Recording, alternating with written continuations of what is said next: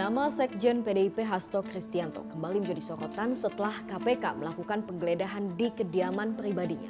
Yang menjadi pertanyaan publik adalah kenapa penanganan kasus ini seolah-olah berjalan dengan lambat sampai menimbulkan spekulasi jangan-jangan ada negosiasi alias tawar-menawar di baliknya. Kita diskusi. Selasa petang, penyidik KPK menggeledah rumah Sekjen PDIP Hasto Kristianto di kawasan Bekasi, Jawa Barat. Selain ruangan di dalam rumah, penyidik juga menggeledah mobil milik Hasto yang diparkir di garasi.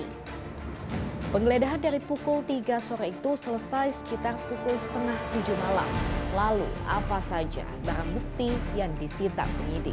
Apa saja ada berapa barang yang diambil sama KPK nggak Pak? Tadi cuma dapat satu flash disk sama satu buku kecil tulisannya dari Mas Rusnadi, itu aja.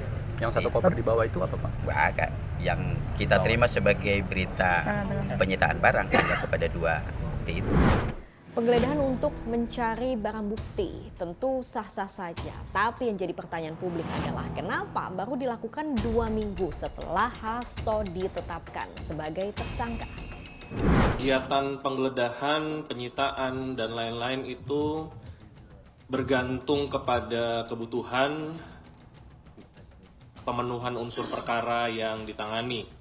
Jadi penyidiklah yang memiliki penilaian khususnya penggeledahan, kapan bisa dilakukan, di mana tempat-tempatnya.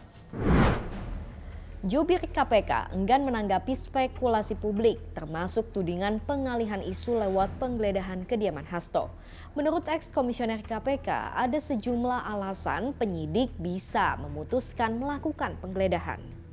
Nggak mungkin juga kalau kita umpamanya kalau teman-teman atau penyidik tidak memiliki bukti di rumah yang satunya umpamanya gitu. Karena mereka yakin di bukti sebelumnya dia hanya pulang ke rumah itu. Tapi sebenarnya bisa juga kita menggeledah rumah yang lain atau tempat yang lain yang berpotensi menjadi otoritas dari tersangka. Jadi kalau ditanyakan kembali lagi apa saja yang bisa menentukan dilakukannya penggeledahan dan seterusnya, itu tidak terlepas dari bukti-bukti sebelumnya. Bicara soal kasus ini, sebenarnya ada sejumlah fakta yang membuat publik merasa cukup janggal. Status tersangka Hasto bocor ke publik pada 24 Desember 2024 atau 4 hari setelah serah terima jabatan pemimpin baru KPK periode 2024-2029. Penggeledahan untuk mencari barang bukti dilakukan 2 minggu setelahnya. Padahal kasus dugaan suap kepada eks-komisioner KPU Wahyu Setiawan sudah bergulir sejak tahun 2020. Wahyu sudah ditangkap dan menjalani hukuman karena terbukti menerima suap untuk meloloskan Harun Masiku sebagai anggota DPR. Lantas kenapa butuh waktu sampai 4 tahun hanya untuk mengungkap kalau aliran suap kepada Wahyu Setiawan juga diduga berasal dari Hasto? Hasto tidak pergi kemana-mana sepanjang tahun-tahun konflik dengan KPK. Meskipun dulu sempat dibela oleh Yasona Lauli sebagai anggota kabinet begitu, tapi kondisi hari ini kan sudah tidak lagi punya alat kekuasaan di PD Perjuangan. Jangan sampai kemudian ada pihak-pihak tertentu yang mungkin ya dari sisi posisi kekuasaan begitu, itu memang punya andil mempengaruhi kinerja KPK, utamanya adalah isu-isu tentang pelemahan, termasuk juga intervensi terhadap KPK. Jadi kalau boleh menilai, saya kira ada semacam kesengajaan atau ada semacam skenario bekerja dengan lambat ini bukan karena faktor mereka sedang berusaha, tapi memang ada upaya menunda-nunda atau mungkin melihat kondisi politik, bagaimana nanti resiko dan segala macamnya. Panggilan pertama sudah dilayangkan kepada Hasto Kristianto pada Senin 6 Januari lalu. Sekjen PDIP itu tidak hadir dengan alasan mengurus tugas-tugas kepartaian.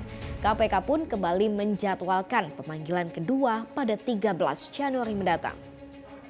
Hasto yang sejak status tersangkanya ditetapkan hingga saat ini belum muncul ke hadapan publik. Akankah ia memenuhi panggilan KPK pada 13 Januari mendatang? Ini yang dikhawatirkan oleh pengamat. Hasto punya potensi akan serupa dengan Firly Bahuri. Artinya sudah menjadi tersangka meskipun di kepolisian begitu ya. Tapi sampai hari ini kan tidak ada tindak lanjutnya.